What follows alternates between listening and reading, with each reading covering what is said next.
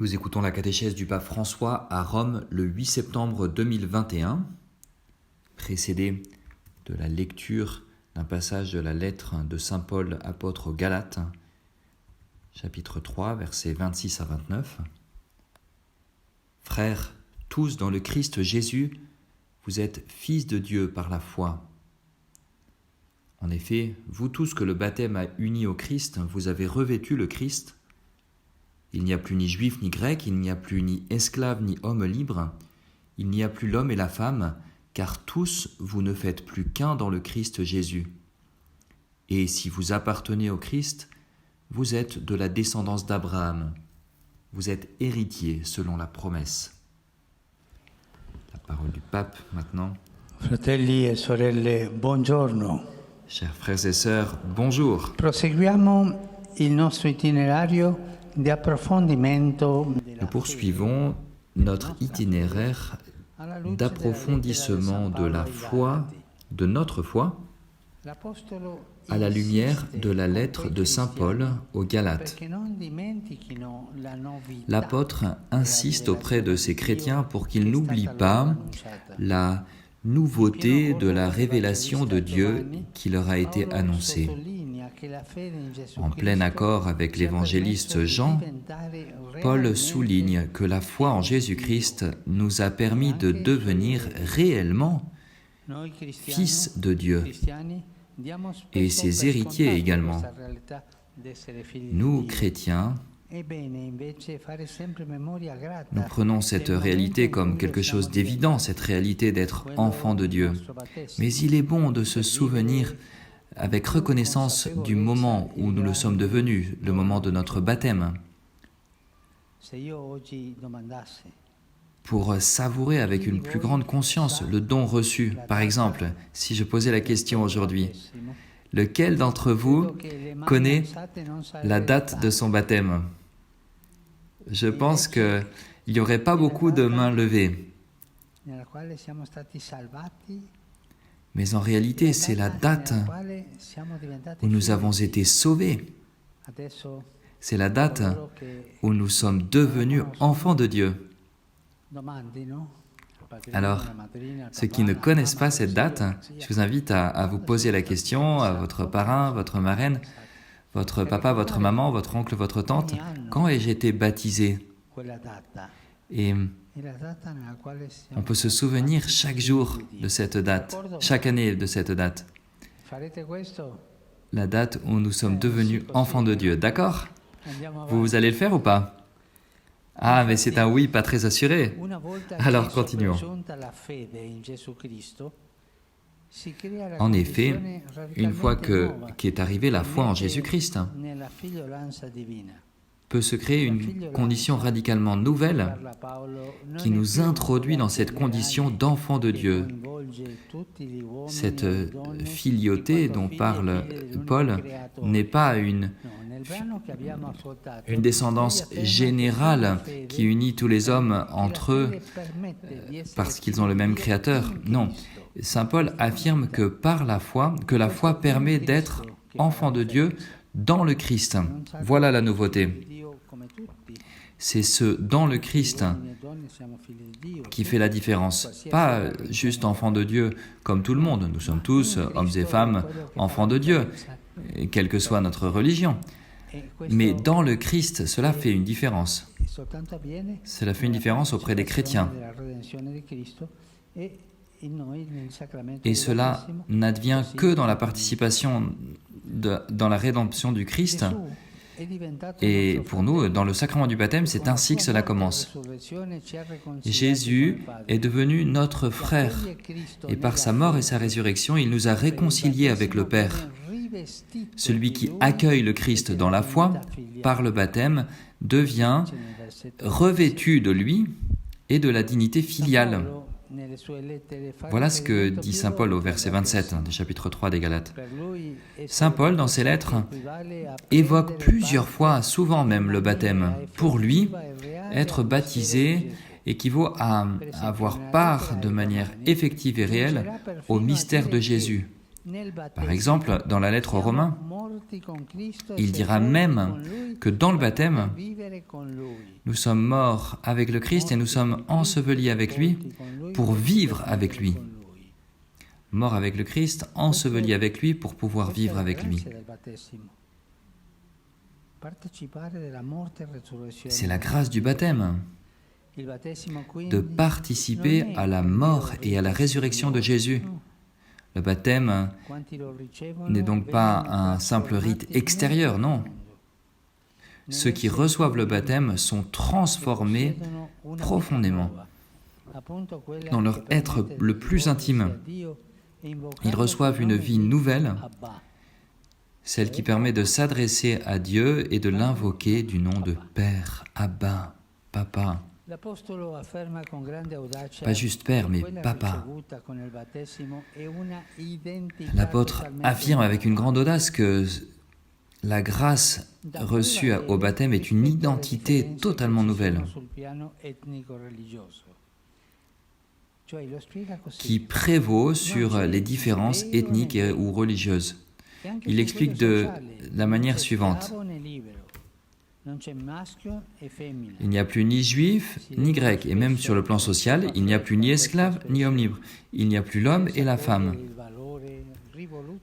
Parfois on lit ces expressions avec trop d'empressement sans en accueillir la valeur révolutionnaire qu'elles ont en elles-mêmes. Pour Paul, d'écrire aux Galates que dans le Christ, il n'y a plus ni juif ni grec, équivaut à une vraie subversion dans le domaine ethnico-religieux. Un juif, en appartenant au peuple élu, est privilégié par rapport aux païens, tout comme il le dit dans la lettre aux Romains, chapitre 2, versets 17 à 20.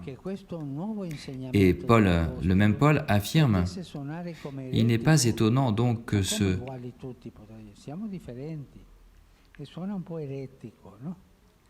Il n'est pas étonnant que cet enseignement de l'apôtre puisse sembler hérétique.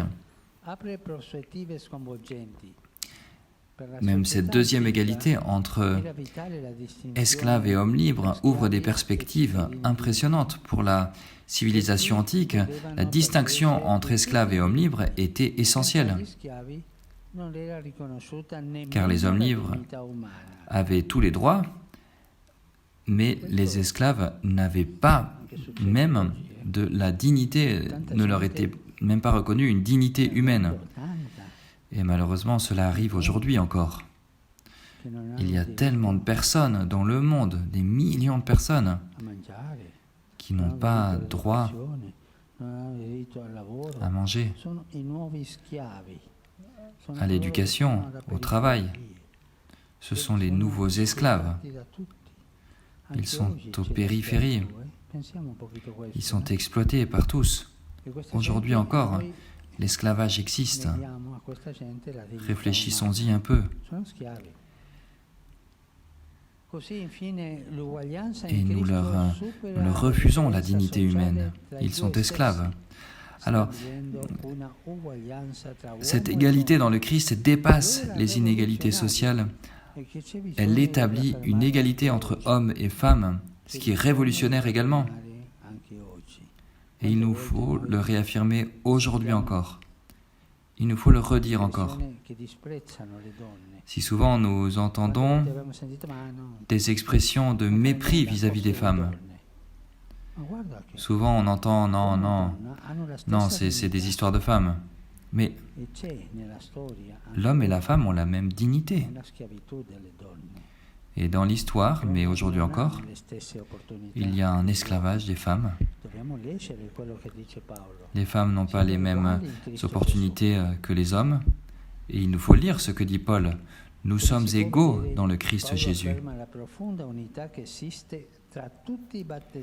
Comme on peut le voir, Paul affirme l'unité profonde qui existe entre tous les baptisés,